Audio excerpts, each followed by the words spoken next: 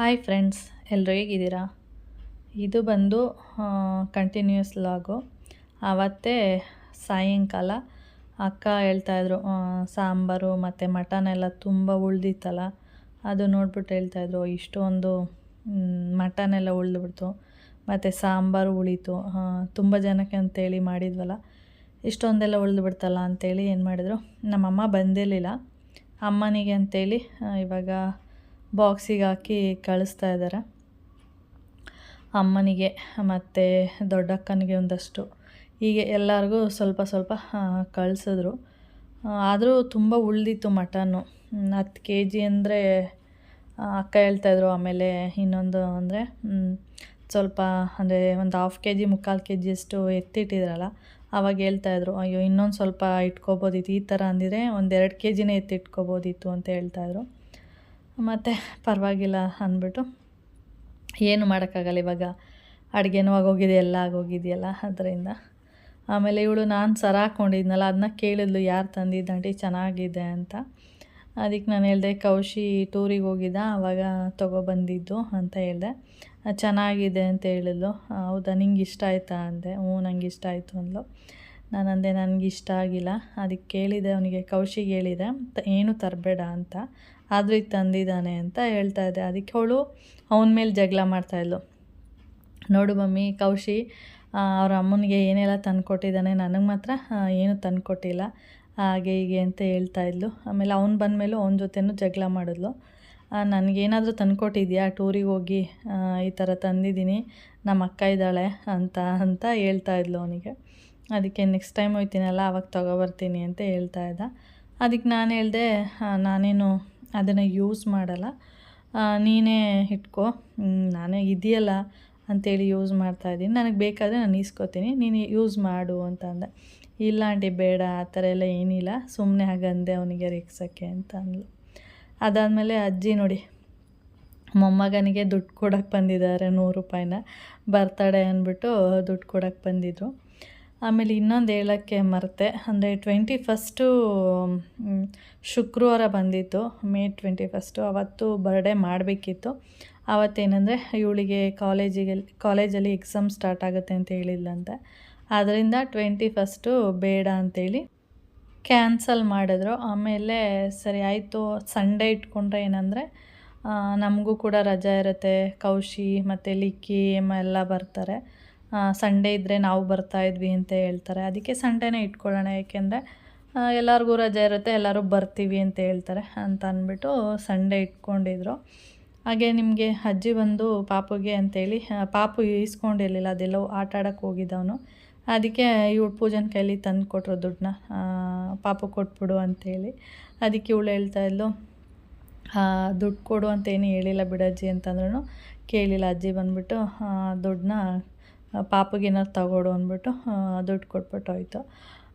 ಅಜ್ಜಿದಿರು ಈಗಲೂ ಅಷ್ಟೇ, ನಮ್ಮ ಅಜ್ಜಿನೂ ಅಷ್ಟೇ, ಈಗಲೂ ನಾವು ಏನಾದರೂ ಅಜ್ಜಿನ ನೋಡೋಕ್ಕೆ ಹೋದರೆ ನಾವು ಅವರಿಗೆ ಕೊಡಬೇಕು. ಆದರೆ ಇವಾಗಲೂ ನಮ್ಮ ಅಜ್ಜಿ ನಾನೇನಾದರೂ ಹೋದರೆ ಸೈಡಲ್ಲಿ ಎಲ್ಲ ಅಂದರೆ ಹೋಗಿ ಮಾತಾಡಿ ಸ್ವಲ್ಪ ಹೊತ್ತು ಆದಮೇಲೆ ಹೊರಡ್ತಾ ಇರ್ತೀವಲ್ಲ, ಇನ್ನೇನು ಹೋಗೋದು ಅನ್ನೋ ಟೈಮಲ್ಲಿ ಸೈಡಲ್ಲಿ ಬಂದುಬಿಟ್ಟು ನಮ್ಮ ಅಜ್ಜಿ ತಗೋ ದುಡ್ಡು ಅಂದ್ಬಿಟ್ಟು ಅವ್ರ ಕೈಯಲ್ಲಿ ಎಷ್ಟಿರುತ್ತೆ ಅಷ್ಟು 100, 50 ಏನೋ ಅವರು ಕೊಡ್ತಾರಲ್ಲ, ಖುಷಿಯಾಗುತ್ತೆ, ತಗೋ ಅಂತೇಳಿ ಕೈಗೆ ತುರುಕ್ತಾ ಇರ್ತಾರೆ. ಆವಾಗ ಒಂಥರ ಬೇಜಾರು ಕೂಡ ಆಗುತ್ತೆ.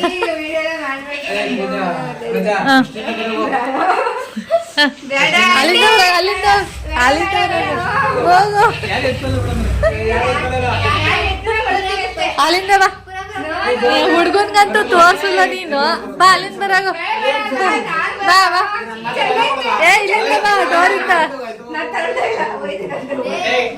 ಈಗ ಬಾ, ಈಗ ಬಾ, ಆಯ್ತು ಬಾ, ಇಲ್ಲ ಮಾಡ್ತೀನಿ.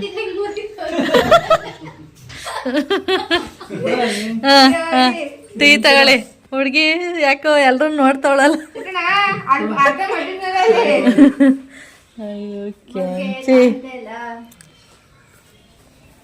ಟೀ ತಣ್ಣಗೆ ಆಗೋಗಿರುತ್ತೆ, ಅವಳು ಟೀ ತಗೊಬರೋಷ್ಟೊಳಗೆ ನನಗೆ ಇದು ಸ್ಮೆಲ್ ನೋಡಿದ್ರೆ ಟೀನು ಹೋಗುದಿಲ್ಲ. ಟೀ ಥರ ಕಾಣಿಸ್ತಾನೆ ಇಲ್ಲ, ಕಾಫಿ ಥರ ಇದೆ. ಕಮ್ಮಿ ಆಯ್ತು. ಟೀ ಕುಡಿ ಕಮ್ಮಿ ಮಾಡ್ತಾಳೆ.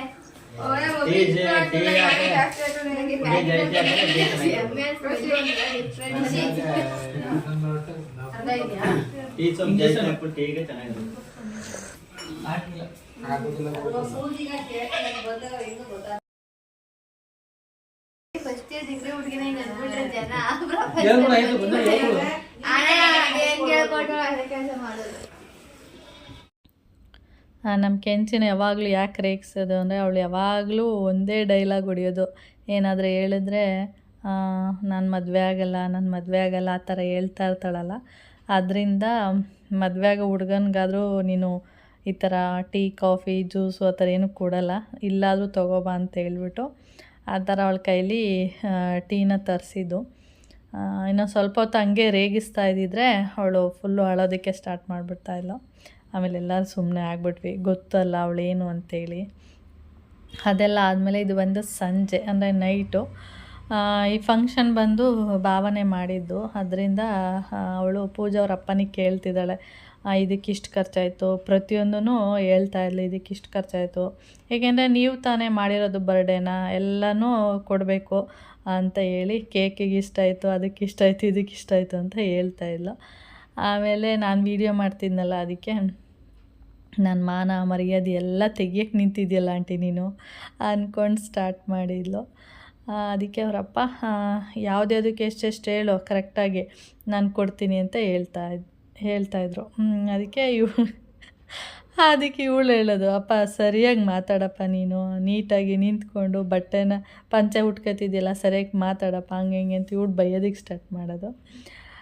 ಅದಕ್ಕೆ ಅದ್ಯಾವುದೋ ಒಂದೆರಡು ಇದರಲ್ಲಿ 500 ರೂಪಾಯಿ ಏನೋ ಇವ್ರು ಕೊಟ್ಟಿರಲಿಲ್ಲ, ಅದಕ್ಕೆ ಅದ್ರಲ್ಲಿ ಮೈನಸ್ ಮಾಡ್ಕೊ, ಇದ್ರಲ್ಲಿ ಮೈನಸ್ ಮಾಡ್ಕೊ, ಹಾಗೆ ಹೀಗೆ ಅಂತ ಹೇಳ್ತಾಯಿದ್ರು. ಸರಿ, ಅದೆಲ್ಲ ಆದಮೇಲೆ ಪಾಪು ಕೈಯಲ್ಲಿ ಒಂದೆರಡು ಉಂಗುರ ಇತ್ತು, ಕತ್ತಿಗೆ ಚೈನು ಕೈಗೆಲ್ಲ ಹಾಕಿದ್ರ. ನಾನು ನೈಸ್ ಮಾಡಿಕೊಂಡು ಒಂದು ಉಂಗುರನ ಬಿಚ್ಕೊಬಿಟ್ಟೆ ಅವನ ಕೈಯಿಂದ. ಅವನೇನು ಮಾಡಿದ್ದಾನೆ ಅದನ್ನು ನೋಡ್ಕೊಂಡ ಬಿಚ್ಕೊಂಡಿದ್ದ, ಅವ್ನು ಕೊಡ್ತಾ ಇರಲಿಲ್ಲ. ನಾನೇನು ಮಾಡಿದೆ, ನೈಸ್ ಮಾಡಿಕೊಂಡು ಏನು ಮಾಡ್ತಾನೆ ಈ ಥರ ಏನಂದರೆ ಯಾರು ಬಿಚ್ಕೊಂಡ್ರು ಅಂತ ಹೇಳ್ತಾನೆ ಏನು ಅಂತ ತಿಳ್ಕೊಬೇಕು ಅಂದ್ಬಿಟ್ಟು ಒಂದು ಉಂಗುರನ ನೈಸ್ ಮಾಡಿಕೊಂಡು ಮಾತಾಡ್ಕೊಂಡು ಬಿಚ್ಚಿಟ್ಕೊಂಡೆ. ಅದಾದಮೇಲೆ ಅವನೇನು ಮಾಡ್ದ, ಅದನ್ನು ನೋಡ್ಕೊಂಡ. ಅದಾದಮೇಲೆ ನಮ್ಮ ಅಕ್ಕ ಹೇಳ್ತಾಯಿದ್ರು, ಉಂಗುರ ಎಲ್ಲ ಚಿನ್ನ ಎಲ್ಲ ಹಂಗೆ ಇದೆ ಪಾಪು ಕೈಯಲ್ಲಿ, ಬಿಚ್ಚಿಡು ಅಂತೇಳಿ. ಆಮೇಲೆ ಬಂದ್ಲ ಇವಳು ಪೂಜಾ, ಬಂದು ನೋಡಿಬಿಟ್ಟು ಮಮ್ಮಿ ಪಾಪು ಕೈಯಲ್ಲಿ ಒಂದೇ ಉಂಗುರ ಇರೋದು, ಇನ್ನೊಂದಿಲ್ಲ ಅಂತ ಸ್ಟಾರ್ಟ್ ಮಾಡಿದ್ಲು. ನಾನು ಏನೂ ಮಾತಾಡಿಲ್ಲ, ನಾನು ಸುಮ್ಮನೆ ಹಾಗೆ ಕೂತಿದ್ದೆ. ನಾನಂತೆ ಇಲ್ಲೇ ಎಲ್ಲೋ ಬಿದ್ದಿರುತ್ತೆ ನೋಡು ಅಂದ್ಬಿಟ್ಟು ಸುಮ್ಮನೆ ಆಗೋದೆ. ನಮ್ಮ ಅಕ್ಕ ಬೈಯೋದಕ್ಕೆ ಸ್ಟಾರ್ಟ್ ಮಾಡಿಬಿಟ್ರು. ಗೊತ್ತಾಗಲ್ಲ ಫಂಕ್ಷನ್ ಆದ ತಕ್ಷಣ ಚಿನ್ನ ಗೊತ್ತಲ್ಲ ಹೆಂಗೆಲ್ಲ ಬೈತಾರೆ ಅಂತ, ಚಿನ್ನ ಎಲ್ಲ ಬಿಚ್ಚಿಡಬೇಕು ಹಾಗೆ ಏನೂ ಗೊತ್ತಿಲ್ಲ, ನಾವು ಹೇಳ್ಬೇಕು ನಿನಗೆ ಚಿನ್ನ ಬಿಚ್ಚಿಡು ಅಂದರೆ ಉಂಗುರ ಅದೆಲ್ಲ ಬಿಚ್ಚಿಡು ಅಂತ ಹೇಳ್ಬೇಕಾ ನಿನಗೆ, ಹಾಗೆ ಹಿಂಗೆ ಅಂತ ಬೈಯೋಕ್ಕೆ ಸ್ಟಾರ್ಟ್ ಮಾಡಿಬಿಟ್ರು. ಆಮೇಲೆ ಅವನನ್ನು ಕೇಳಿದ್ರು, ಏನಂದರೆ ಎಲ್ಲಿ ಅಂದರೆ ಉಂಗುರ ಎಲ್ಲಿ ಅಂತ ಕೇಳಕ್ಕೆ ಮಾಡಿದ್ರು. ನಾನು ಅಲ್ಲೇ ಕೂತಿದ್ನಲ್ಲ, ಅವನು ನನ್ನನ್ನು ತೋರಿಸ್ಬಿಟ್ಟು ಅತ್ತೆ ಅತ್ತೆ ಅಂತ ಹೇಳ್ತಾ ಇದ್ದ. ನನ್ನನ್ನು ಅತ್ತೆ ಅಂತ ಹೇಳೋದನು, ಅತ್ತೆ ಅತ್ತೆ ಅಂತ ಹೇಳ್ತಾ ಇದ್ದ. ಅತ್ತೆ ಅಲ್ಲ ಕಣಪ್ಪ, ಉಂಗುರ ಏನಾಯ್ತು ಇಲ್ಲ ಇಲ್ಲಿತ್ತಲ್ಲ ಅದೇನಾಯಿತು ಅಂತ ಕೇಳ್ತಾನೆ ಇದ್ದ. ಆಮೇಲೆ ಅವನು ಇಲ್ಲ ಅತ್ತೆನೇ ಬಿಚ್ಕೋತು ಅಂತ ಹೇಳ್ತಾ ಇದ್ದ. ಹೌದಾ.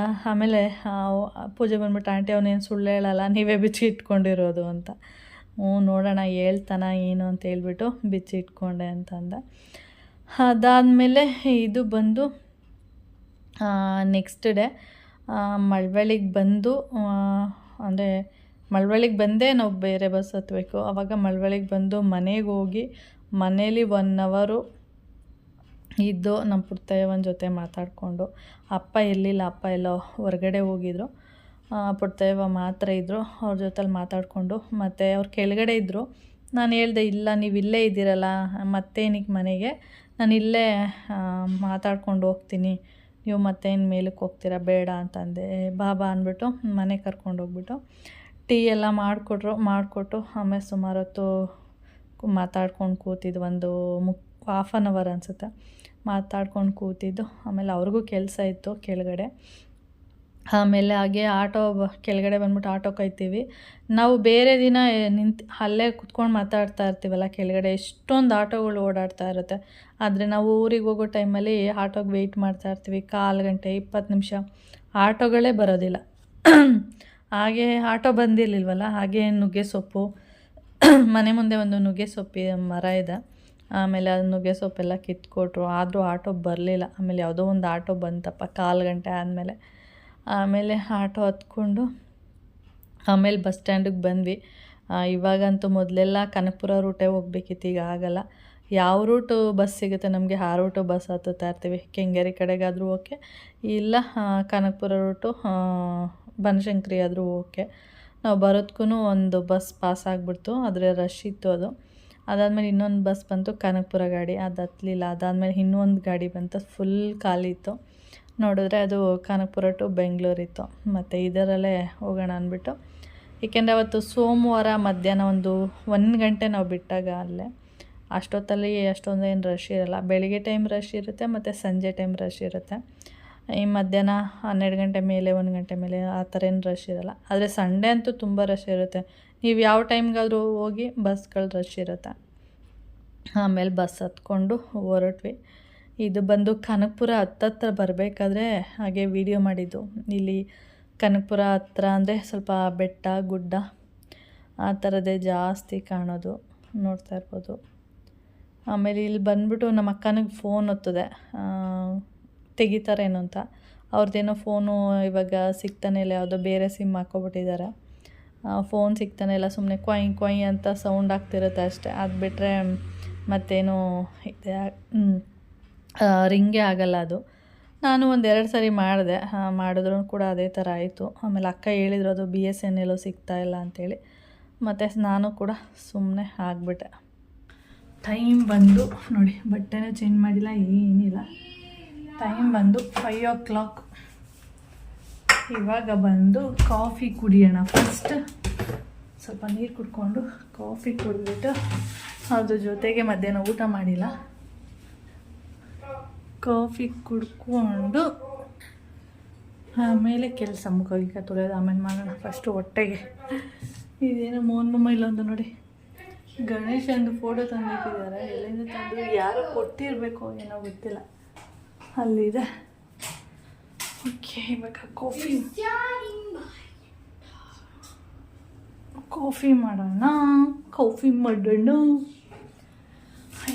ಫಸ್ಟು ಬಿಸಿ ಬಿಸಿ ನೀರು ಕುಡಿಬೇಕು ಅಂತ ಅನ್ಸುತ್ತೆ.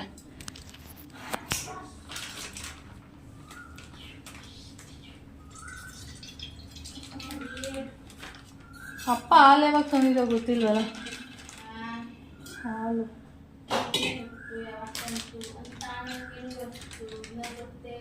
ನಮ್ಮ ಸ್ವಂತಿರು ಎಲ್ಲ ಚೇರ್ ಕೆಳಗಡೆ ಮಲ್ಕೊಂಡಿದ್ದಾರೆ. ನಾನು ಸುಮ್ಮನೆ ಕೆಳಗಡೆಯಿಂದ ಕರಿತೇನೆ, ಏನೆಲ್ಲ ಕಿರ್ಚ್ತಾ ಇದ್ದಾರೆ ಮೈ ಮೈ ಮೈ ಅಂತ. ಮತ್ತು ಅನ್ನದ್ದು ಏನು ಅನ್ನ ಹಾಕ್ತೀವಿ ಡೈಲಿ, ಅದನ್ನು ಬೀಳಿಸ್ಬಿಟ್ಟಿದೆ, ಅಂದರೆ ಊಟ ಮಾಡಿಬಿಟ್ಟಿದೆ.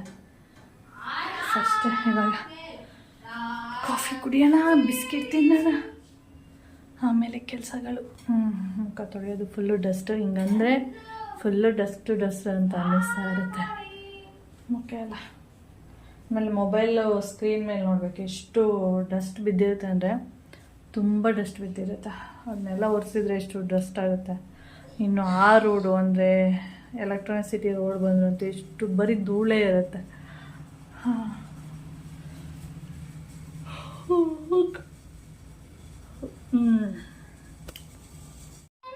ನಾನೇನು ಅಲ್ಲಾಡ್ಸೂ ಇಲ್ಲ, ಏನಿಲ್ಲ. ನೀನಲ್ವ ತಂದಿಟ್ಟಿದ್ದು? ಗುಮ್ಮು ಬಾ ಬಾ ಬಾ ಬಾ ಬಾ ಗುಮ್ಮಡಿ. ಹಾಯ್ ಗುಮ್ಮು, ಕಾಂಚು. ಹಾಯ್ ಕಗ್ಗಿ ಕಗ್ಗಿ ಕಾಂಚು. ಬಾ ಬಾ ಬಾ ಬಾ ಬಾ. ಹಾಲು ಬೇಕಾ?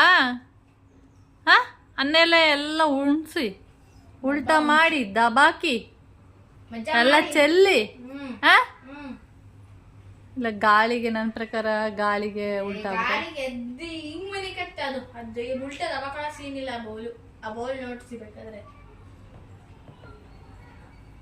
ಇವಳು ಕಚ್ಬಿಡ್ತಾಳೆ, ಇವಳು ಸರಿ ಇಲ್ಲ.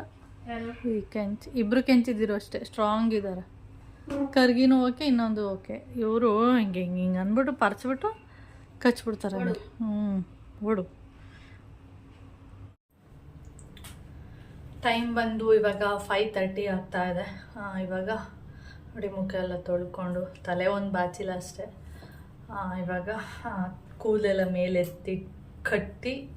ಎತ್ತಿಟ್ಟಲ್ಲ ಮೇಲೆ ಕಟ್ಟಿ ಇವಾಗ ಕೆಲಸಗಳನ್ನ ಸ್ಟಾರ್ಟ್ ಮಾಡಬೇಕು. ಅದಕ್ಕೆ ಮೊದಲೇ ಊರಿಂದ ಬರಬೇಕಾದ್ರೆ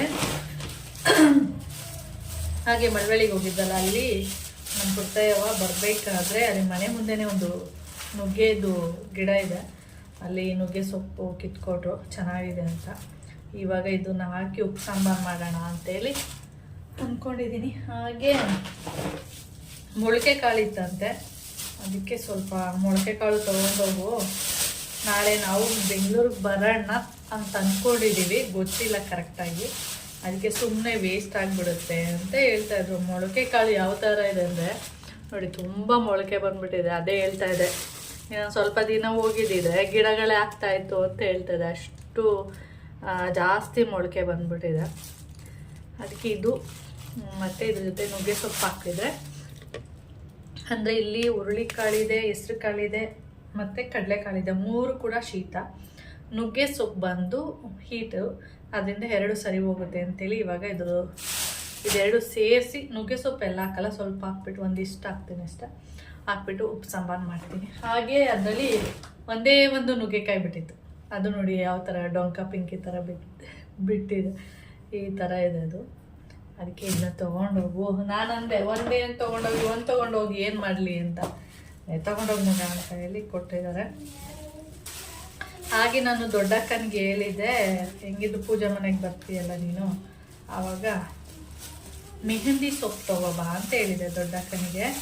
ಅದ್ರ ಜೊತೆಗೆ ದೊಡ್ಡಕ್ಕ ಅಕ್ಕನ ಮನೆ ಹತ್ರ ನಾನು ತುಂಬ ಸರಿ ತೋರಿಸಿದ್ದೀನಿ, ನಾಟಿ ಕರಿಬೇವು ಅಂತೇಳಿ, ಅದನ್ನು ತೊಗೊಬಂದಿದ್ದಾರೆ ನೋಡಿ. ಹಾಗೆ ಅಕ್ಕನಿಗೆ ಮೇಯ್ನ್ ಏನಂತ ಹೇಳಿದ್ದಂದರೆ, ದೊಡ್ಡಕ್ಕನಿಗೆ ಒಂದು ಮೆಹಂದಿ ಸೊಪ್ಪು, 2ನೇದು ಬಂದು ಇದು. ಅಕ್ಕ ತುಂಬ ಚೆನ್ನಾಗಿ ಮಾಡ್ತಾರೆ. ಹಾಗೆ ನಮ್ಮ ಪುಟ್ಟಯ್ಯವ್ವನೂ ಕೂಡ ತುಂಬ ಚೆನ್ನಾಗಿ ಮಾಡ್ತಾರೆ. ಅಂದರೆ ಅವ್ರವ್ರದ್ದು ಕೈಯಿನ ರುಚಿ ಅನಿಸುತ್ತೆ, ಅಷ್ಟು ಟೇಸ್ಟ್ ಇರುತ್ತೆ ಅವ್ರದ್ದು. ನಾನು ಬರಬೇಕಾದ್ರೂ ಅಷ್ಟೇ ಮಳವಳ್ಳಿಯಿಂದ ಬಂದಿದ್ದೆ, ಅವ್ರ ಕೈಯಲ್ಲಿ ಉಪ್ಪು ಸರ್ಕಾರ ರುಬ್ಬಿಸ್ಕೊಂಡು ಬರ್ತಿದ್ದೆ. ಅಕ್ಕದು ಬರ್ತಾಯಿದ್ರು ದೊಡ್ಡಕ್ಕ, ಎಷ್ಟು ಘಮ ಘಮ ಅಂತಿದೆ ಅಂದರೆ, ನೀರು ಹಾಕದೆ ಒಳ್ಕಲ್ಲು ಅಂತ ಹೇಳಿದ್ನಲ್ಲ, ರುಬ್ಬಕಲ್ಲು, ಅದರಿಂದ ಅವ್ರು ನೀರು ಹಾಕದೆ ರುಬ್ಬಿ ಕೊಟ್ಟಿದ್ದಾರೆ. ಇದನ್ನು ನಾನು ತುಂಬ ದಿನ ಇಟ್ಕೊಳ್ತೀನಿ, 1 ತಿಂಗಳು ತನಕ ಇಟ್ಕೊಂಡಿರ್ತೀನಿ. ಆದರೂ ಈ ಗಮನ ಏನಿದೆ, ಸ್ಮೆಲ್ಲು ಹೋಗೋದಿಲ್ಲ, ಅಷ್ಟು ನನಗೆ ಬಾಯಲ್ಲಿ ನೀರು ಬರ್ತಾಯಿದೆ ಇದ್ರ ಸ್ಮೆಲ್ಲಿಗೆ. ತುಂಬ ನುಣ್ಣಗಾಡ್ಸಿಲ್ಲ, ತರ್ತರಿಯಾಗಿ ಆಡಿಸಿದ್ದಾರೆ. ಅದಕ್ಕೆ ಸ್ಟ್ರಾಂಗಾಗೆಲ್ಲ ಹೋದ್ಸರಿ ಏನು ಮಾಡಿದ್ರು ಅಂದರೆ ಸ್ಟ್ರಾಂಗಾಗಿ ಮಾಡಿಬಿಟ್ಟಿದ್ರು, ಇಷ್ಟ ಹಾಕೊಂಡು ಸಾಕು, ತುಂಬ ಸ್ಟ್ರಾಂಗ್ ಇರ್ತಿತ್ತು. ಅದಕ್ಕೆ ಸರಿ ತುಂಬ ಸ್ಟ್ರಾಂಗ್ ಬೇಡ, ನಾರ್ಮಲ್ಲಾಗಿ ಮನೇಲಿ ನೀನು ಹೇಗೆ ರುಬ್ತೀಯ, ನಮ್ಮ ಅಕ್ಕ ಸ್ವಲ್ಪ ಸ್ಟ್ರಾಂಗಾಗಿ ಮಾಡಲ್ಲ, ಲೈಟಾಗಿ ಖಾರ ಇರಬೇಕು, ಅದು ನಮ್ಗೆ ಇಷ್ಟ ಆಗುತ್ತೆ. ನಮಗೆ ಅಂದ್ಬಿಟ್ಟು ಏನು ಮಾಡ್ತಾರೆ, ಸ್ವಲ್ಪ ಮೆಣಸೆಲ್ಲ ಜಾಸ್ತಿ ಹಾಕ್ಬಿಟ್ಟು ಸ್ಟ್ರಾಂಗಾಗಿ ಮಾಡಿಬಿಡ್ತಾರೆ. ಅದಕ್ಕೆ ನೀನು ಹೇಗೆ ರುಬ್ಕೋತೀಯ ನಮಗೂ ಹಾಗೆ ರುಬ್ಕೊಡು ಅಂತ ಹೇಳಿದೆ. ಅದಕ್ಕೆ ರುಬ್ಬಿ ಕೊಟ್ಟಿದ್ದಾರೆ. ಇಲ್ಲಿ ನೋಡಿ, ಇದು ಬೇಕಿತ್ತು ನನಗೆ ಮೆಹಂದಿ ಸೊಪ್ಪು, ಇದಕ್ಕೋಸ್ಕರನೇ ಹೇಳಿದ್ದೆ. ಅಂದರೆ ಇದನ್ನು ಒಣಗಿಸಿ ಪೌಡ್ರು ಮಾಡಿ ಇಟ್ಕೊಳ್ಳೋಣ ಅಂತೇಳಿ. ಚೆನ್ನಾಗಿದೆ, ಕಲ್ಲರ್ ಚೆನ್ನಾಗಿ ಬರುತ್ತೆ ಅಂತ ಹೇಳಿದ್ದಾರೆ ಅಕ್ಕ. ಆದರೆ ಅಕ್ಕ ತುಂಬ ವರ್ಷದಿಂದ ಮೆಹಂದಿ ಗಿಡ ಇದೆ, ಅಷ್ಟು ವರ್ಷದಿಂದ 1-2 ವರ್ಷದಿಂದ ಇದೆ. ಒಂದೇ ಬಾರಿ ಅಂತೆ ಮೆಹಂದಿ ಕಿತ್ಕೊಂಡು ರುಬ್ಬಿ ಹಾಕೊಂಡಿರೋದು ಅಷ್ಟೇ. ಇಲ್ದೇದಾಗ ಅನಿಸ್ತಾ ಇರುತ್ತೆ, ಮೆಹಂದಿ ಗಿಡ ನಮ್ಮ ಮನೇಲಿ ಇದ್ದಿದ್ರೆ ರುಬ್ಕೊಂಡು ತಲೆಗೆ ಹಾಕ್ಬೋದಿತ್ತು ಅಂತ. ಇವಾಗ ನಮ್ಮ ಮನೆ ಹತ್ರನೇ ಇದೆ, ಆದರೆ ರುಬ್ಬಿ ಹಾಕೋಕ್ಕೆ ಟೈಮ್ ಇಲ್ಲ ಅಂತ ಹೇಳ್ತಾ ಇರ್ತಾರೆ. ಹಾಗೆ ಅದ್ರ ಜೊತೆಗೆ ಏನು ಮಾಡಿದ್ದಾರೆ ಅಂದರೆ, ಒಂದಷ್ಟು ಮೆಹಂದಿ ಕಡ್ಡಿಗಳನ್ನ ತೊಗೊಬಂದಿದ್ದಾರೆ ನೋಡಿ. ಇಲ್ಲಿ ಇಷ್ಟು ಕಡ್ಡಿಗಳನ್ನ ತಂದಿದ್ದಾರೆ, ಇದನ್ನು ಹಾಕು. ನಾನು ಅಂದೆ ಮನೆ ಮುಂದೆ ಮರ ಎಲ್ಲ ಕಡ್ದು ಬಿಟ್ಟಿದ್ದಾರೆ ಅಂತ ಹೇಳಿದ್ನಲ್ಲ, ಅದಕ್ಕೆ ಹಾಕು ಬರುತ್ತೆ ಅಂತ ಹೇಳಿದ್ದಾರೆ. ಇಷ್ಟು ಕಡ್ಡಿ ಕೊಟ್ಟಿದ್ದಾರೆ, ನೋಡೋಣ ಬರುತ್ತಾ ಏನು ಅಂತೇಳಿ. ಹಾಗೆ ಅದ್ರ ಜೊತೆಗೆ ನಿನ್ನೆ ಅಕ್ಕ ಮನೇಲಿ ಮರಿ ಕೂದಿದ್ವಲ್ಲ, ಅದರಲ್ಲಿ ಸ್ವಲ್ಪ ಮೋಹನ್ ಮಾಮ ಬಂದಿರಲಿಲ್ಲ ನೋಡಿ, ಅದರಿಂದ ಮೋಹನ್ ಮಾಮಂಗೆ ಅಂತೇಳಿ ಇದು ತುಂಬ ಇದು ಹಿಡಿಯುತ್ತಾ ಇರಲಿಲ್ಲ ಬಾಕ್ಸು. ನಾನು ಹಿಡಿಯಲ್ವೇನೋ ಅಂದ್ಕೊಂಡೆ. ಇದಕ್ಕಿಂತ ತುಂಬ ದೊಡ್ಡ ಬಾಕ್ಸ್ ಇದೆ, ಇಲ್ಲ ಇದಕ್ಕಿಂತ ಚಿಕ್ಕ ಬಾಕ್ಸ್ ಇದೆ, ಆದರೆ ಇದು ಕರೆಕ್ಟಾಗಿ ಹಿಡಿಯುವಂಥ ಬಾಕ್ಸೇ ಇರಲಿಲ್ಲ. ಕರೆಂಟೇ ಹೊರಟೋಯ್ತು. ಅದಕ್ಕೆ ಇದು ತುಂಬ ಒಂದು 1/2 kg ಮೇಲೆ ಇದೆ ಮಟನ್ನು. ಅದನ್ನು ಸ್ವಲ್ಪ ಮನೆಯಲ್ಲೇ ಈರುಳ್ಳಿ ಬೆಳ್ಳುಳ್ಳಿ ಎಲ್ಲ ಹಾಕ್ಬಿಟ್ಟು ಹುರಿದ್ಬಿಟ್ಟು ಅರಿಶಿನ ಮತ್ತು ಸ್ವಲ್ಪ ಮಟನ್ ಪುಡಿ ಹಾಕ್ಬಿಟ್ಟು ಒಂದು ವಿಷಲ್ ಹಾಕಿಸ್ಕೊಬಂದಿದ್ದೀನಿ. ಒಂದು ನಿಮಿಷ ತೋರಿಸ್ತೇನೆ.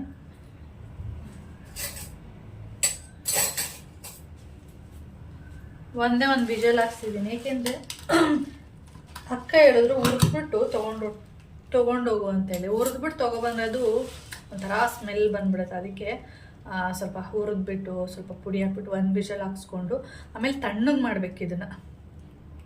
ನೋಡಿ ಗಮ್ಮ ಅಂತಾನೆ ಇದೆ ಸ್ಮೆಲ್. ಒಂಥರ ಬಿಸಿ ಬಿಸಿನೇ ತುಂಬಿಟ್ರೆ ಏನಾಗುತ್ತೆ, ಒಂಥರ ಸ್ಮೆಲ್ ಬಂದ್ಬಿಡುತ್ತೆ. ಇದನ್ನು ಚೆನ್ನಾಗಿ ಫ್ರೈ ಮಾಡಿಬಿಟ್ಟು ಸ್ವಲ್ಪನೂ ನೀರು ಹಾಕಿಲ್ಲ, ಅಂದರೆ ಸ್ವಲ್ಪ ನೀರು ಇರುತ್ತೆ ನೋಡಿ ಬಿಡ್ತಾ ಇರೋದಲ್ಲ, ಅಂಥ ಟೈಮಲ್ಲಿ ಪುಡಿ ಹಾಕ್ಬಿಟ್ಟು ಒಂದು ವಿಷಲ್ ಹಾಕಿಸ್ಕೊಂಡಿರೋದು. ಇವಾಗ ಇದಕ್ಕೆ ನಾನು ಫ್ರಿಜ್ಜಲ್ಲಿ ಇಡೋಕ್ಕೆ ಹೋಗಲ್ಲ. ಇದಕ್ಕೆ ನಾನು ಸ್ವಲ್ಪ ತೆಂಗಿನಕಾಯಿನ ಅಂದರೆ ಮಸಾಲೆ ಅಂದರೆ ಮಟನ್ ಪುಡಿ ಅಷ್ಟೇ ಹಾಕಿರೋದು, ಇನ್ನೂ ಬೆಳ್ಳುಳ್ಳಿ ಈರುಳ್ಳಿ ಈ ಥರದ್ದೇನು ಹಾಕಿ ರುಬ್ಬಿ ಹಾಕಿಲ್ಲ. ಅದಕ್ಕೆ ಇವಾಗ ನಾನು ಇದನ್ನು ಮಾಡಿಬಿಟ್ಟು ಇಟ್ಬಿಡ್ತೀನಿ. ಅಂದರೆ ನಾವಿವತ್ತು ಸೋಮವಾರ ಆಗಿರೋದ್ರಿಂದ ನಾವು ತಿನ್ನಲ್ಲ, ಮೋನ್ಮಮ್ಮ ಎಲ್ಲ ತಿಂತಾರೆ. ಆಮೇಲೆ ಏನಂದರೆ ಆ ಮರಿಯಲ್ಲಿ ಸ್ವಲ್ಪ ಕೂಡ ಚೆವಿರಲಿಲ್ಲ, ಅಷ್ಟು ಚೆನ್ನಾಗಿತ್ತು ಮಟನ್ ಮಾತ್ರ. ಅದಕ್ಕೆ ಅಕ್ಕ ಈ ಥರ ಮಾಡ್ಕೊಂಡು ಹೋಗು ಅಂಥೇಳಿ ಹಸಿದೇ ಕೊಟ್ಟಿದ್ರು. ಆಮೇಲೆ ಹಸಿದು ಬೇಡ ತುಂಬ ಒಂದು. ಈಗ ನಾವು ಎಷ್ಟೊತ್ತು 12:30 ಬಿಟ್ಟಿದ್ದು ಮಳವಳ್ಳಿ, 12:30 ಬಿಟ್ಟವರು 5 ಗಂಟೆಗೆ ಬಂದಿದ್ದೀವಿ. ಅಷ್ಟೋ ತನಕ ಇದೇನಂದರೆ ಮಟನು ಒಂಥರ ಸ್ಮೆಲ್ ಬಂದ್ಬಿಡುತ್ತೆ. ಅದಕ್ಕೆ ಬೇಡ ಈ ಥರ ಮಾಡ್ಕೊಂಡ್ಬಂದೆ. ಯಾಕೆಂದರೆ ತುಂಬ ಹೊತ್ತಿರುತ್ತಲ್ಲ, ಆವಾಗ ಮಟನ್ ಒಂಥರ ಸ್ಮೆಲ್ ಬಂದ್ಬಿಡುತ್ತೆ ಅಂತೇಳಿ ಅದಕ್ಕೆ ಸಾಂಬಾರು ಮಾಡಿರ್ತೀನಿ. ಮಾಮ ತಿನ್ನೋದಾದರೆ ತಿನ್ನಲಿ, ಇಲ್ಲಾಂದರೆ ನಾಳೆ ಎಲ್ಲರೂ ಬ್ಯಾಟಿಂಗ್ ಅಂತೂ ಮಾಡ್ತೀವಿ. ಓಕೆ, ಇವಾಗ ಇದನ್ನೆಲ್ಲ ಎತ್ತಿಟ್ಟು ಫಸ್ಟು ಕಸ ಎಲ್ಲ ಗುಡಿಸಿ, ಮನೆ ಒರೆಸಿಲ್ಲ ಅಂದರೂ ಪರವಾಗಿಲ್ಲ, ಕಸ ಎಲ್ಲ ಗುಡಿಸಿ ಮಾಡಿದರೆ ಎಷ್ಟೋ ಕೆಲಸಗಳು ಮುಗಿದಾಗೆ. ಆಮೇಲೆ ಅಡುಗೆ ಕೆಲಸ ಏನಾಗಿ ಈಸಿ ಬಿಡಿ. ಖಾರ ಇದೆ ಅಂತ ನನಗೆ ಉಪ್ಸಾರು ಮಾಡೋದು ತುಂಬ ಈಸಿ. ಓಕೆ, ನಾನು ಮಾಡಿರೋ ಖಾರ ನೋಡಿ ಫ್ರಿಜ್ ಮೇಲೆ ಇಟ್ಟಿದ್ದಾರೆ ಮೋನ್ಮಮ್ಮ ಬಂದು. ಇಲ್ಲಿ ಇದು ನಾನು ಮಾಡಿರೋ ಖಾರ ಅವ್ರು ಮಾಡಿರೋದಕ್ಕೂ ತುಂಬ ವ್ಯತ್ಯಾಸ ಇದೆ. ಸೇಮ್ ನಾನು ಹೇಗೆ ಮಾಡ್ತೀನಿ ಸೇಮ್ ಹಾಗೆ ಮಾಡಿರ್ತಾರೆ, ಅಂದರೆ ಟೇಸ್ಟು ಬೇರೆ ಥರ ಇರುತ್ತೆ. ನಮ್ಮ ಅಮ್ಮನೂ ಅಷ್ಟೇ, ಅವ್ರದ್ದೇ ಬೇರೆ ಥರ ಟೇಸ್ಟು. ನಮ್ಮ ಪುಡ್ತಾಯವ ಮಾಡಿದ್ರೆ ಅವರು ಮಿಕ್ಸಿಯಲ್ಲೇ ರುಬ್ತಾರೆ, ಅದೇ ಬೇರೆ ಥರ ಟೇಸ್ಟ್ ಇರುತ್ತೆ. ಅಕ್ಕ ಒಂದು ನನಗೆ ಅಂತಂದರೆ ಒಳ್ಕಲ್ಲಲ್ಲಿ ರುಬ್ಕೊಡ್ತಾರೆ, ಅಂದರೆ ಸ್ವಲ್ಪ ಜಾಸ್ತಿ ಬೇಕಲ್ಲ, ಅದರಿಂದ ಒಳ್ಕಲ್ಲಲ್ಲಿ ನೀರು ಹಾಕದೆ ರುಬ್ತಾರೆ. ಅಮ್ಮ ಮನೇಲಿ ಅಮ್ಮನೂ ಕೈಯಲ್ಲೇ ರುಬ್ಬೋದು, ಅಂದರೆ ಈ ಹಸೆಕಲ್ಲು ಅಂತ ತೋರಿಸೋದಲ್ಲ ಅದರಲ್ಲಿ ರುಬ್ತಾರೆ. ಅವ್ರದ್ದೇ ಒಂಥರ ಟೇಸ್ಟ್, ಅಂದರೆ ಅವರ ಕೈ ಚಳಕ ಇರ್ಬೋದು. ಆ ಥರ ಒಬ್ಬೊಬ್ರ ಕೈಯಲ್ಲಿ ಒಂದೊಂದು ರೀತಿ ಟೇಸ್ಟ್ ಇರುತ್ತೆ. ನಮ್ಮ ಮನೇಲಿ ಏನಂದರೆ ನಾವು ಮಾಡಿರುವಂಥ ಏನು ಅಡುಗೆಗಳನ್ನ ತಿಂದು ಬೋರ್ ಅನ್ಸ್ಬಿಟ್ಟಿರುತ್ತಲ್ಲ, ಅದಕ್ಕೆ ಅವ್ರಿಗೆ ಏನು ಅನಿಸುತ್ತೆ ಅಂದರೆ ಅವ್ರು ಅಲ್ಲೋದಾಗ ಅವ್ರು ಮಾಡಿರ್ತಲ್ಲ ಅಂಥದನ್ನು ಅವ್ರು ತಿಂದಾಗ ಏನಾಗುತ್ತೆ ಅಂದರೆ ಟೇಸ್ಟ್ ಏನೋ ಡಿಫ್ರೆಂಟ್ ಆಗಿದೆ ಅಂತ ಅವ್ರಿಗೆ ಅನಿಸ್ತಾ ಇರುತ್ತಂತೆ. ಚೆನ್ನಾಗಿದೆ ನೋಡಿ ನೀನು ಹೀಗೆ ಮಾಡ್ತೀಯ ಅಂತ ಹೇಳ್ತಾರೆ. ಏನು ಮಾಡ್ತೀರಾ, ಅವ್ರ ಥರ ನನಗೆ ಮಾಡೋಕ್ಕೆ ಬರಲ್ವಲ್ಲ ಅಂತ ಹೇಳೋದು. ಸದ್ಯಕ್ಕೆ ಇವಾಗೆಲ್ಲ ಎತ್ತಿರ್ತೀನಿ. ಓಕೆ, ನಮ್ಮ ಸುಂದರಿಯರಿಗೆ ಹಾಲು ಹಾಕಿ ಎಲ್ಲ ಮಾಡಿಟ್ಟೆ, ಎಲ್ಲ ಕೊಟ್ಟಿದ್ದಾರೆ. ಇನ್ನೇನು ಅವ್ರದ್ದು ಪ್ರಾಬ್ಲಮ್ ಇಲ್ಲ. ಇವಾಗ ಹಾಲು ಖಾಲಿಯಾಗಿದೆ. ಈಗ ಕೌಶಿನ ಕಳಿಸ್ಬಿಟ್ಟು ಹಾಲು ಕೂಡ ತರಿಸ್ಬೇಕು. ಬರಬೇಕಾದ್ರೆ ಅಜ್ಜಿ ತೊಗೊಂಡೋಗೊಂಡು ನಮಗೆ ನಿಲ್ಲೋದಕ್ಕೆ ಟೈಮ್ ಇಲ್ಲ, ಸದ್ಯಕ್ಕೆ 2 ಬಿಸ್ಕೆಟ್ ಕೊಡಿ ಅಂದ್ಬಿಟ್ಟು ಈಸ್ಕೊಂಡು ಬಂದ್ವಿ. ಹಾಗೆ ಹೋಗ್ಬೇಕಾದ್ರೆ ಈ ಥರದೊಂದು ಬ್ಯಾಗ್ನ ಯಾವುದು ಕರ್ನಾಟಕ ಸ್ಯಾರಿ ಸೆಂಟರ್ ಅಲ್ಲಿದು ಈ ಥರ ಬ್ಯಾಗ್ ಮಾಡಿಸಿದ್ರು. ನಮ್ಮ ಪುಡ್ತಾಯವನೇ ಅನ್ಸುತ್ತೆ ಇದು ಮಾಡಿಸಿರೋದು, ಇನ್ಯಾರು ಮಾಡಿಸಿರಲ್ಲ. ಸ್ವಲ್ಪ ಇಲ್ಲೆಲ್ಲ ನೋಡಿ ಈ ಥರ ಆಗಿದೆ. ಆದರೂ ಬ್ಯಾಗ್ ಇರಲಿ, ಹೀಗೆ ಊರಿಗೆಲ್ಲ ಹೋದಾಗ ಸೊಪ್ಪು ತರಕಾರಿ ಏನಾದರೂ ಸಿಗ್ತಾ ಇರುತ್ತೆ, ಅವಾಗ ಇಟ್ಕೊಬರೋದಕ್ಕೆ ಸರಿ ಹೋಗುತ್ತೆ. ಎಲ್ಲನೂ ಬ್ಯಾಗಲ್ಲಿ ಹಾಕೊಬಂದು ಈ ಭುಜ ಏನಿದೆ ಅದು ಪೇಯ್ನ್ ಬಂದುಬಿಡುತ್ತೆ ತುಂಬ ವೆಯ್ಟ್ ಆಗಿಬಿಟ್ರೆ. ಅದಕ್ಕೆ ಬಟ್ಟೆಗಳು ಲೈಟ್ ವೆಯ್ಟ್ ಅಂತದನ್ನೆಲ್ಲ ಬ್ಯಾಗಲ್ಲಿ ಇಟ್ಕೊಂಡಿರ್ತೀನಿ. ಈ ಥರದ್ದು ಸೊಪ್ಪು ಇದು ಒಂದೊಂದ್ಸರಿ ಏನಾಗ್ಬಿಡುತ್ತೆ ಅಂದರೆ ಈ ಸಾಂಬಾರೆಲ್ಲ ಕೊಟ್ಟಾಗ ಏನಾಗುತ್ತೆ, ಬ್ಯಾಗಲ್ಲಿ ಇಟ್ಕೊಂಡಿರ್ತೀವಲ್ಲ, ಆ ಬ್ಯಾಗ್ ಅಂದರೆ ಏನಾದರೂ ಸಾಂಬಾರ ಥರದ್ದೆಲ್ಲ ಕೊಟ್ಟಿರ್ತಲ್ಲ ಅದ್ರ ಜೊತೆಗೆ ಬಟ್ಟೆಗಳು ಇಟ್ಬಿಟ್ಟಿರ್ತೀವಿ. ಅದು ಏನಾಗುತ್ತೆ ಒಂದೊಂದ್ಸರಿ ಅದು ನೀರೆಲ್ಲ ಸೋರಿ ಬಟ್ಟೆ ಎಲ್ಲ ಹಾಳಾಗ್ಬಿಟ್ಟಿರೋದು ಎಷ್ಟೋ ಆಗಿದೆ ನಮ್ಮ ಮನೇಲಿ, ಬೈಸ್ಕೊಂಡಿರೋದು ಉಂಟು. ಇನ್ನೂ ಒಂದು ಪ್ಯಾಂಟು ಮೋನ್ಮಮ್ಮನ ಪ್ಯಾಂಟಿಗೆ ಆ ಥರ ಚಿತ್ರಾನ್ನದ ಗೋಧಿ ಮಾಡಿ ಕಳಿಸಿದ್ದೆ. ಅವರು ಕೈಯಲ್ಲಿ ಇಟ್ಕೊಂಡಿದ್ದು ಏನು ಮಾಡಿದ್ದಾರೆ, ಜೇಬಲ್ ಹಾಕೊಂಡ್ಬಿಟ್ಟಿದ್ದಾರೆ. ಅದೇನಾಗಿದೆ ಎಲ್ಲ ಒಂಥರ ಎಣ್ಣೆ ಎಲ್ಲ ಆ ಕ್ಯಾಪಿಂದ ಹೊರಗಡೆ ಬಂದು ಪ್ಯಾಂಟ್ ಎಲ್ಲ ಎಲ್ಲೋ ಕಲರ್ ಆಗಿಬಿಟ್ಟಿದೆ, ಜೇಬ್ ಹತ್ರ ಎಲ್ಲ. ಆಮೇಲೆ ಇವಾಗಲೂ ಬೈತಾರೆ, ಏನಾದರೂ ಊರಿಂದ ಕೊಟ್ಟು ಕಳಿಸ್ತೀನಿ ಅಂದರೆ ಅದನ್ನ ಬಟ್ಟೆ ಇರೋ ಜಾಗದಲ್ಲಿ ಇಡಬೇಡ, ಈ ಥರ ಮಾಡಿದ್ಯಾ ನೀನು ಅಂತ ಬೈತಾ ಇರ್ತಾರೆ. ಅದಕ್ಕೆ ಹೇಳಿದಷ್ಟೇ. ಅದಕ್ಕೆ ನಾನು ಈ ಥರ ಬ್ಯಾಗಲ್ಲಿ ಇಟ್ಕೊಬಿಟ್ರೆ ಏನೇ ಆಗಿರ್ಬೋದು, ಸೊಪ್ಪು ಕಾಳು ಕಡ್ಡಿ ಏನೇ ಆಗಿದ್ರು ಈ ಥರ ಇಟ್ಕೊಬಿಟ್ರೆ ಇದನ್ನು ಕೈಯಲ್ಲಿ ಆರಾಮಾಗಿ ಇಟ್ಕೊಬಿಡ್ತೀನಿ. ಬ್ಯಾಗು ಬಟ್ಟೆಗಳು ಅದು ಸೇಫಲ್ಲಿ ಅದಿರುತ್ತೆ ಆ ಥರ. ಓಕೆ ಫ್ರೆಂಡ್ಸ್, ಆಮೇಲೆ ವಿಡಿಯೋನ ಕಂಟಿನ್ಯೂ ಮಾಡ್ತೀನಿ. ಟೈಮ್ ಬಂದು ಇವಾಗ 7:15 ಆಗ್ತಾಯಿದೆ. ಇಲ್ಲಿ ನೋಡ್ತಾ ಇರ್ಬೋದು ಮಟನ್ ಸಾಂಬಾರೆಲ್ಲ ಏನೋ ರೆಡಿ ಆಯಿತು. ಅದೇ ತಿನ್ನಲ್ಲ, ಮಾಡಿಟ್ಟಿರ್ತೀನಿ. ಏನಕ್ಕೆ ಅಂದರೆ ಫ್ರಿಜ್ಜಲ್ಲಿ ಇಟ್ಟರೆ ಟೇಸ್ಟ್ ಇರಲ್ಲ ಅಂತೇಳಿ ಮಾಡ್ತಾ ಇರೋದು. ಹಾಗೆ ಉಪ್ಸಾರು ಎಲ್ಲ ಬೇಯಿಸಿ ಇಟ್ಕೊಂಡಿದ್ದೀನಿ. ನೋಡ್ತಾ ಇರ್ಬೋದು ಮೊಳಕೆ ಕಾಳು ಮತ್ತು ಸೊಪ್ಪು ಹಾಕ್ಕೊಂಡಿದ್ದೀನಿ. ಇವಾಗ ಅದಕ್ಕೆ ಪಲ್ಯಕ್ಕೆ ಫುಲ್ಲು ರೆಡಿ ಮಾಡಿ ಇಟ್ಕೊಂಡಿದ್ದೀನಿ. ಎಲ್ಲ ಅಂದರೆ ಈರುಳ್ಳಿ, ಸ್ವಲ್ಪ ತೆಂಗಿನಕಾಯಿ, ಕರಿಬೇವು, ಸಾಸಿವೆ, ಮೆಣಸಿನ್ಕಾಯಿ ಇದೆಲ್ಲ ಹಾಕಿಟ್ಕೊಂಡಿದ್ದೀನಿ. ಇವಾಗ ಪಲ್ಯ ಮಾಡಿಬಿಟ್ಟು ಮತ್ತೆ ಸ್ವಲ್ಪ ಬೇಗ ಊಟ ಮಾಡೋಣ ಅಂತ, ಯಾಕೆಂದರೆ ಮಧ್ಯಾಹ್ನ ಊಟ ಮಾಡಿಲ್ವಲ್ಲ, ಅದಕ್ಕೆ ಇದೆಲ್ಲ ಮಾಡಿಟ್ಬಿಟ್ಟು ಊಟ ಮಾಡಿದ್ರೆ.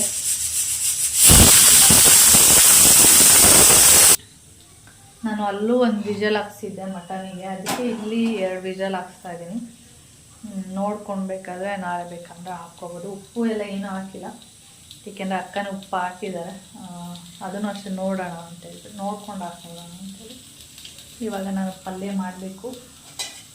ಇವಾಗ ಪಲ್ಯ ಮಾಡಿಬಿಡ್ತೀನಿ. ಮೊನ್ನೆ ಬರೋದ್ರೊಳಗೆ 8:15 ಆಗುತ್ತೆ. ಅಷ್ಟೊತ್ತಿಗೆ ಮುದ್ದೆ ರೈಸ್ ಮಾಡಿಬಿಡ್ತೀನಿ. ಮುದ್ದೆ ಮಾಮ ಬಂದಮೇಲೆ ಅವ್ರ ಮುಖ ತೊಳೆದು ಬರೋದ್ರೊಳಗಡೆ ಮುದ್ದೆ ಮಾಡ್ಬೋದು ಆರಾಮಾಗಿ, ಈಸಿಯಾಗಿ 5 ನಿಮಿಷದಲ್ಲೆಲ್ಲ ಮುದ್ದೆ ಮಾಡ್ಬೋದು.